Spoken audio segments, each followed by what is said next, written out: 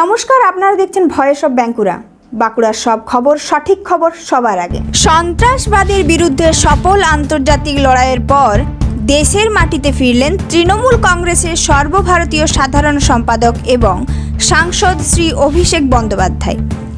সম্প্রতি তিনি এক গুরুত্বপূর্ণ আন্তর্জাতিক মঞ্চে ভারতকে প্রতিনিধিত্ব করতে বিদেশ সফরে গিয়েছিলেন, যেখানে সন্ত্রাসবাদ বিরোধী সম্মেলনে তিনি দৃঢ়ভাবে ভারতের অবস্থান তুলে ধরেন।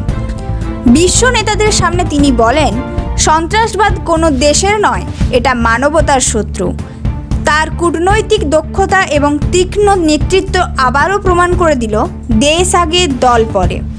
এই আন্তর্জাতিক সাফল্যের আনন্দ যখন সারা বাংলা গর্বিত, ঠিক তখনই আরেকটি মাহেন্দ্রক্ষণে পৌঁছে গেল বাঁকুড়া। আজই বাঁকুড়া লোকসভা কেন্দ্রের সাংসদ হিসেবে শ্রী অরূপ চক্রবর্তী 1 বছর পূর্ণ করলেন। 1 বছরের এই যাত্রা উন্নয়ন, স্বচ্ছতা ও মানুষের পাশে দাঁড়ানোর এক নিরবিচ্ছিন্ন প্রতিশ্রুতি।